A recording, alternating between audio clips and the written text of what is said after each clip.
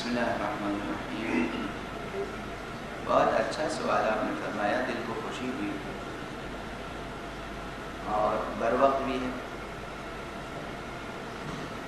انسان پروردگار کی وہ مخلوق ہے کہ جسے پروردگار عالم نے مکمل آزادی دی.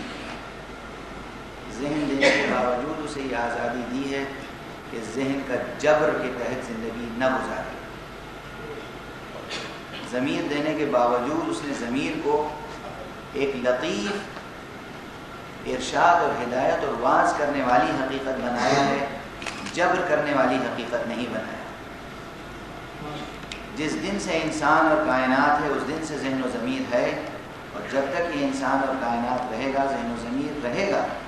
لیکن یہ انسان پر منحصر ہے کہ وہ اپنے ذہن کے دروازے کب بند کر دے اور کب اپنے ضمیر کے چراغ کو بجھا دے. اور کون یہ جرم ارتکاب کرتا ہے اور کون نہیں کرتا، اسی پر انسان کی سعادت اور شقاوت کا انحصار ہے. جس وقت واقعہ کربلا ہوا، بہت سے انسانوں نے اپنے ذہنوں کے دریچے بند کر دیے تھے، ضمیروں کے چراغ گل کر دیے تھے اور شادی کر گئے.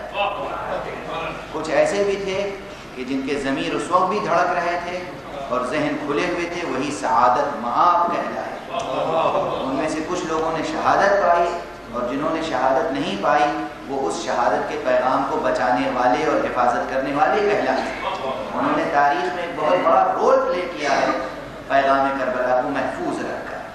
اور آج بھی یہ قربانی ہمارے ذہن کو بیدار کرنے اور ضمیر کو بیدار رکھنے کے لیے ریلیونٹ ہے، مؤثر ہے اور ہمیشہ مؤثر رہے گی.